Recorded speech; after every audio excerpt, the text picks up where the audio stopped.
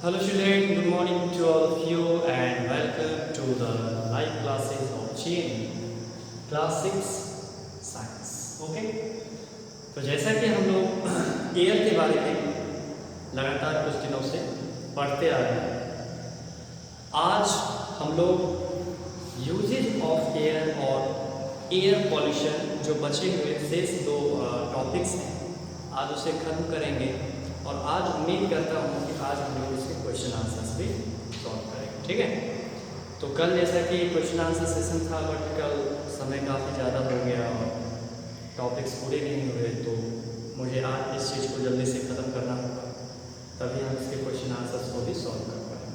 तो बच्चों, क्लास में लाइव आने से पहले सबसे पहले एक बार आप लोग अपना अटेंडेंस बना लें ताकि क्लासेस सुचारू रूप से ठीक है। तो मैं अपने मुद्दे को स्टार्ट करता हूँ। सबसे पहला जो टॉपिक है वो है यूजेज ऑफ एयर, यानी हवा के उपयोग। ठीक है, देखिए यहाँ कहता है besides breathing air is useful to us in many ways. श्वसन प्रक्रिया में जो श्वास में जो हवा का जो हम उपयोग करते हैं, इसके अलावा भी हवा के कई ढेर सारे उपयोग हैं।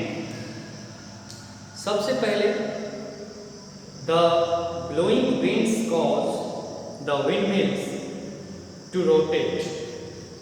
आपने windmills यानी पवन चक्की, ठीक है, हवा के माध्यम से जो बड़े बड़े जिसमें डैने लगे होते हैं, आपने अगर उसे देखा होगा तो आप ये भी समझ रहे होंगे कि वो बिना हवा के ऐसे कैसे घूम रहे हैं। The rotating windmills are used to generate electricity to draw water from tube wells. That means कि जो घूमता हुआ windmills होता है, जो पवन चक्की होता है, basically used to generate electricity. Used to मतलब इसका उपयोग generate करने के लिए, किस चीज़ को generate करने के लिए, तो electricity को generate करने के लिए किया जाता है। To draw water from tube wells, यहाँ तक कि ट्यूब वेल से पानी निकालने के लिए किया जाता है।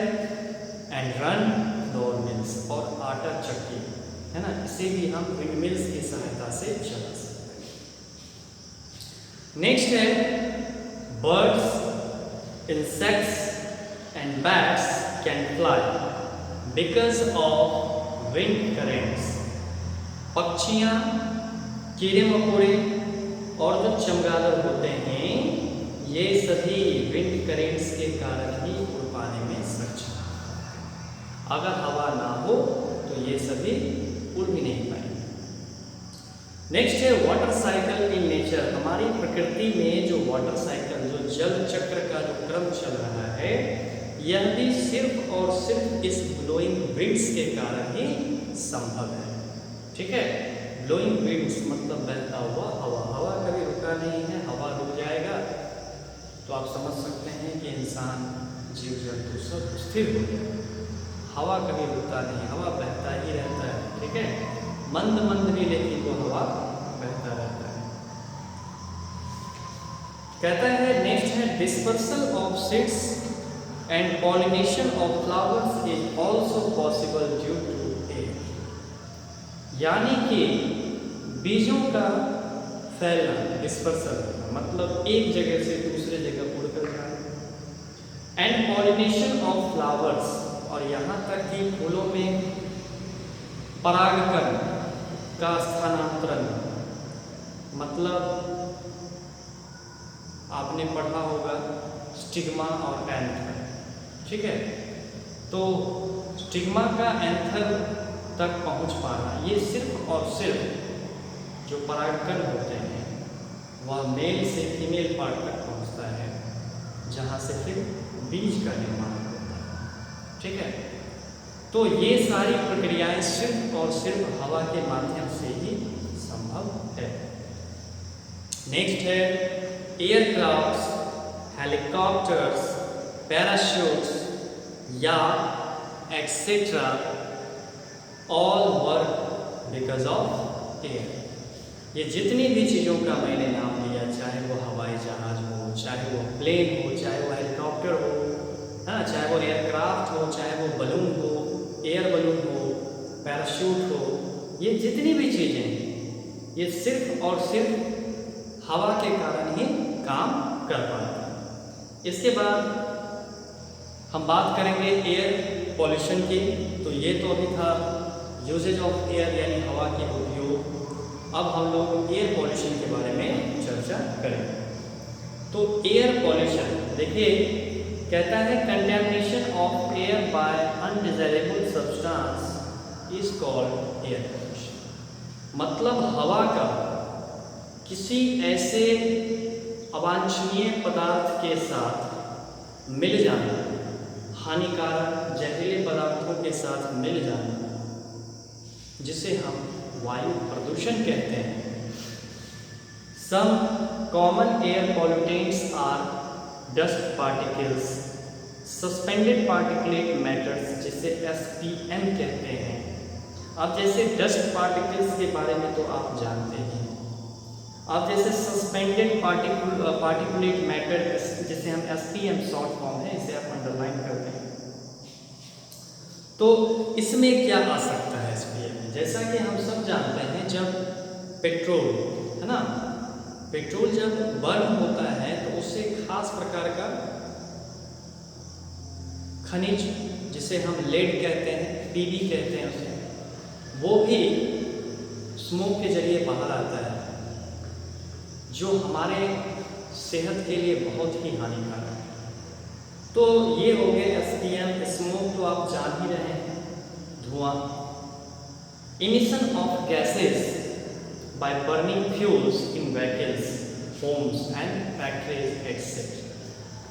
आप जब कभी कोई ईंधन जल रहा होता है या व्हीकल्स के अंदर, वाहन के अंदर, चाहे वो डीजल हो, पेट्रोल हो, इन सब से निकलता हुआ जो गैस होता है, घरों से निकलने वाला गैस, फैक्ट्री से निकलने वाला गैस, ये सारे गैसेस काफ़ी ज़्यादा पॉइजनस होते हैं, काफ़ी ज़्यादा हार्मफुल होते हैं और वो हमारे सेहत के लिए बिल्कुल अच्छा नहीं।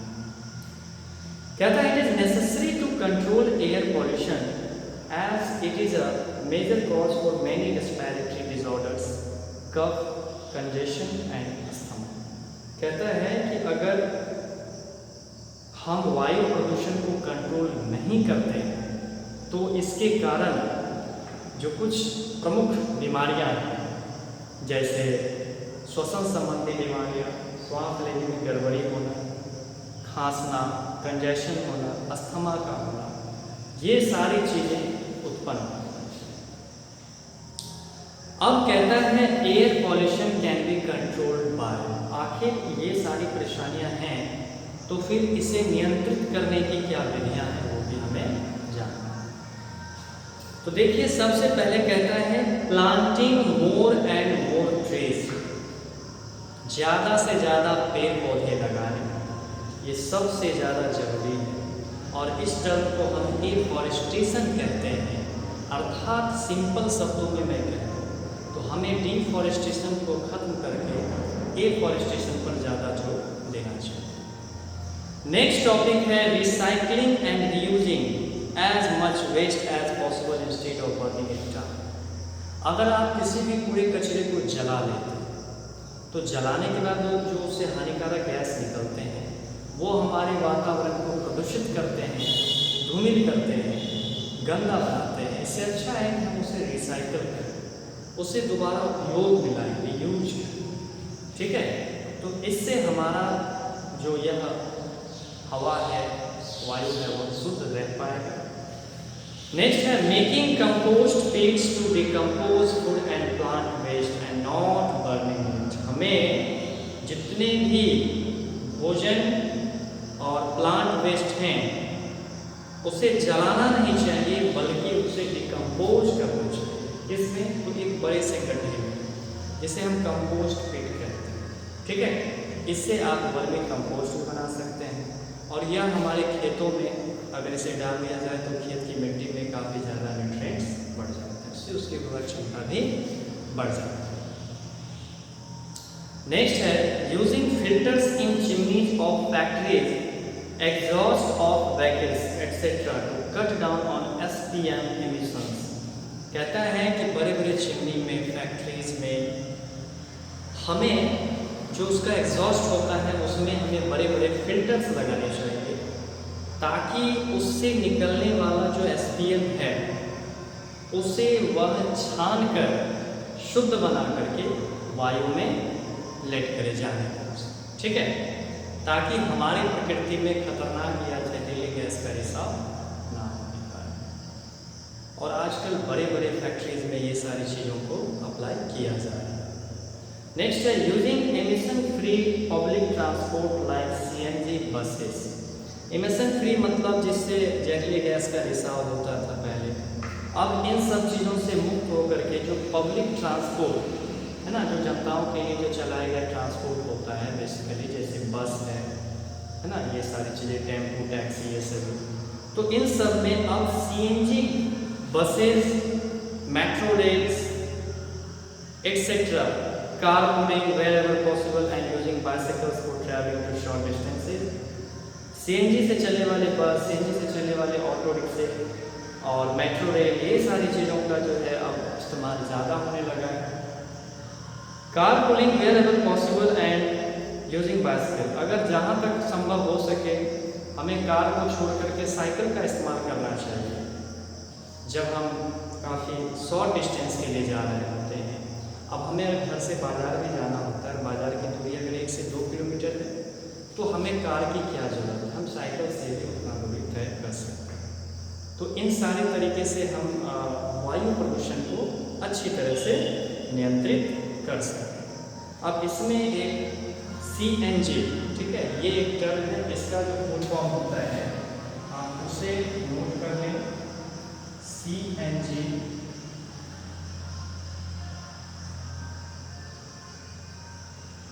इसे कहते हैं कंप्रेस्ड